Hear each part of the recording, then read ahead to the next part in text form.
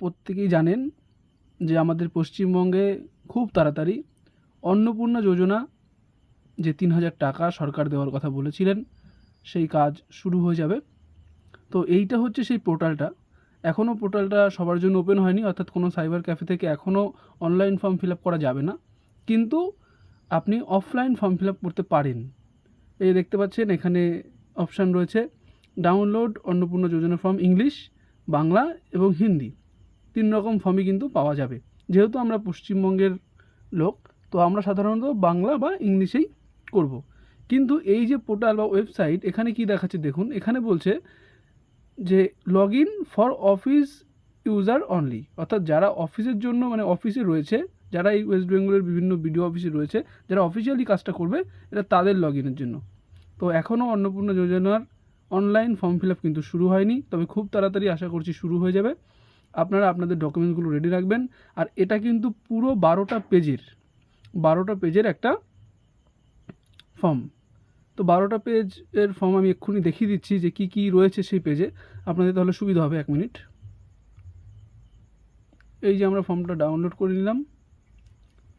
এবার যদি আমরা ফর্মটা ওপেন করি, এই দেখুন এই যে রয়েছে ফর্ম।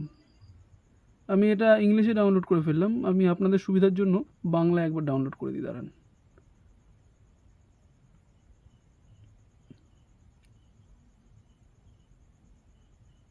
তো দেখতে পাচ্ছেন বাংলাটাও ডাউনলোড হয়ে গেছে, বাংলা ফর্মটা। এবার দেখুন, প্রথমে এখানে গোটা করে লেখা আছে অন্নপূর্ণা যোজনা পারিবারিক তথ্য সংগ্রহের ফর্ম, অর্থাৎ পারিবারিক তথ্য কিন্তু এইবার অন্নপূর্ণা যোজনার যে ফর্ম ফিল আপ হবে তাতে দিতে হবে।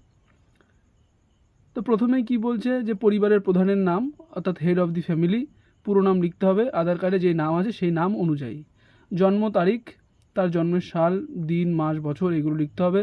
পরিবারের প্রধান মানে আপনার হেড অফ দি ফ্যামিলি, তার লিঙ্গ, অর্থাৎ সে পুরুষ মহিলা নাকে, তো সেই বিষয়ে দিতে হবে।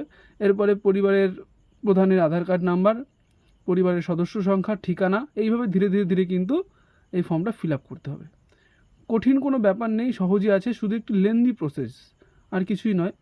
তো ধীরে ধীরে আস্তে আস্তে যে সদস্যের নাম, আপনার বাড়িতে কতগুলো সদস্য, 1 নম্বর সদস্য, 2 নম্বর সদস্য, 3, মানে যতগুলো সদস্য থাকবে তাদের নাম, জন্মের তারিখ, লিঙ্গ, পরিবারের প্রধানের সাথে তার কী সম্পর্ক, অর্থাৎ ধরে নিন আপনার যদি পরিবারের প্রধান আপনার বাবা হয়, তাহলে আপনার সাথে তার কী সম্পর্ক, আপনার বাবা, আপনি বাবা লিখবেন। যদি আপনার কোনো ছোট বোন থাকে তাহলে তার কী সম্পর্ক, আপনার মায়ের সাথে তার কী সম্পর্ক, মা লিখবে হাজবেন্ড। তো এই ধরনের সম্পর্ক কিন্তু এখানে উল্লেখ করতে হবে।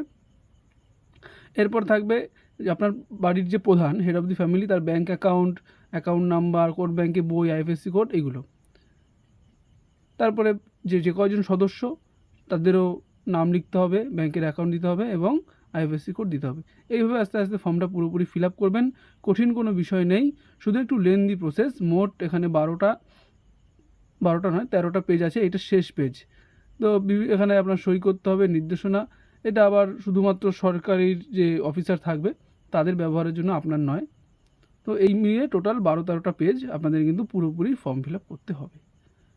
এখনও ঘাবড়ানোর কোনো বিষয় নেই, ফর্ম ফিল আপ এখনও অনলাইনে চালু হয়নি, অফলাইনেও চালু হয়নি। ফর্ম হয়তো ইতিমধ্যেই বিডিও অফিস থেকে বিলি করা শুরু হয়েছে, আপনারা বিডিও অফিসের সাথে যোগাযোগ করুন বা খোঁজ নিয়ে আসুন, সেখান থেকে ফর্ম পাবেন এবং ধীরে ধীরে কিন্তু আপনারা ফর্ম ফিল আপ করা শুরু করে দিতে পারবেন।